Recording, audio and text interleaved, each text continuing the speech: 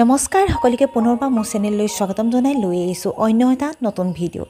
এই ভিডিঅ'টো লৈ আহিছোঁ আপোনালোকৰ ৰাখিসমূহৰ আগন্তুক এটা সপ্তাহ কেনেধৰণে যাব, অৰ্থাৎ 10 আগষ্টৰ পৰা 16 আগষ্টলৈকে আপোনালোকৰ ৰাখি অনুসৰি দিনবোৰ কেনেধৰণে যাব, লগতে আপোনালোকে এই ভিডিঅ'টোত পাব প্ৰত্যেকটো ৰাখিয়ে কৰিবৰ বাবে একোটা প্ৰতিকাৰ।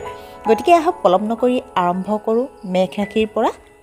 মেঘ ৰাশি সপ্তাহত আপোনাৰ কামৰ চাপ বহুত কম হ'ব।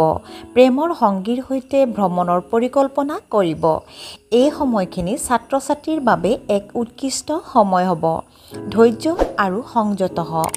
আপোনাৰ জীৱনসংগীয়ে তেওঁৰ কেৰিয়াৰত ডাঙৰ সুযোগ পাব। এই সপ্তাহত পুৰণি ঋণ ক্লিয়াৰ কৰাৰ সুযোগ পাব। আপোনাৰ আত্মবিশ্বাস উচ্চ হৈ থাকিব।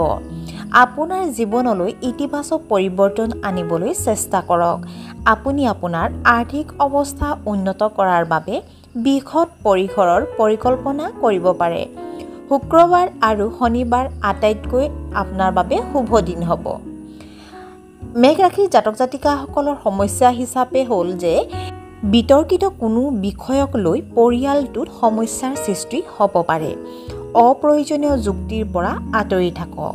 স্বাস্থ্যজনিত কাৰণত ধনৰ ব্যয় বৃদ্ধি পাব পাৰে। আপুনি আপোনাৰ শক্তিক ইতিবাচকভাৱে ব্যৱহাৰ কৰিব নোৱাৰিব। আপোনাৰ ধৈৰ্যৰ অভাৱ হ'ব পাৰে। আপোনাৰ স্বাৰ্থপৰ দৃষ্টিভংগীৰ বাবে মানুহে আপোনাক বিৰোধিতা কৰিব পাৰে।